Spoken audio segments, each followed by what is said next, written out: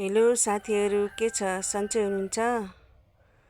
कति नाचेको, गाएको, डुलेको, घुमेको भिडियो मात्र हान्ने हो र भनेर आज फेरि मैले हाम्रो भान्साको भिडियो लिएर आएको छु। हेर्नुहोला।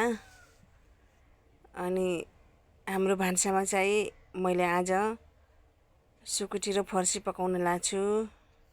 मलाई चाहिँ सुकुटी र फर्सी एकदम मनपर्छ। सुकुटीमा कि सिन्की हालेको कि फर्सी हालेको एकदम मनपर्छ, मिठो पनि हुन्छ। सायद तपाईँहरूले पनि खानुभएको होला।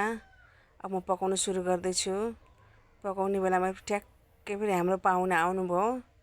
अनि हाम्रो पाहुना हुनुहुन्छ यानि कि मेरो भदै अब पाहुना मेरो भदै आइरहनुहुन्छ यहाँ बेला बेलामा। अनि त्यसपछि मेरो छोरीसँग खेलेर यहीँ माथि खानुहुन्छ खाना, तल बस्नुहुन्छ आफू मेरो भदै चाहिँ।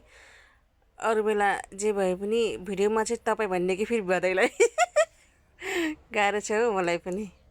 अनि त्यसपछि यो सुकुटी फेरि मलाई मेरो दिदीले पठाइदिनु भएको थियो। दिदी बहिनी हुनुको पनि यस्तो फाइदा छ कि साथीहरू, फेरि मेरो दिदीले पठाइदिनु भएको थियो सुकुटी। अनि यो सुकुटी चाहिँ मैले लगभग 3 चाक जति खाएँ होला। अब लास्ट 80 बचेको थियो। आज यो बनाउनु पर्यो भने अब एकछिन कति नाचेको गाएको मात्र भिडियो गराउने हो र आज चाहिँ तरकारी पकाएको भिडियो गराउनु पर्यो भनेर तरकारी पकाएको भिडियो गराएँ। अनि जे होस् राम्रै भइरहेछ। म खासै बोल्न चाहिँ जान्दिनँ, त्यही पनि बोल्न कोसिस गरिरहेको छु। अहिले बोल्दा बोल्दै फेरि जिब्रा लडबडिन्छ कि फेरि। अब खाना पकाउँदा फेरि अब हाम्रो सरजीले फेरि त्यहाँ नास्ता खान लाग्नु भएको रहेछ। नास्तामा फेरि बुङ्गुरको सेकुवा रहेछ। यसो एउटा खाइदिएँ मैले पनि। कस्तो मिठो हुने रहेछ नि। मिठो हुन्छ, मिठो हुने रहेछ, हुन्छ।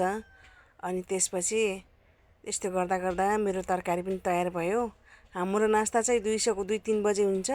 सरहरूको नास्ता चाहिँ रातिको 6-7 बजे हुने रहेछ कि नि साथीहरू। यस्तै हो। हाम्रो नास्तामा चिया, उनीहरूको नास्तामा के भन्छन् त्यो लोकल रक्सी।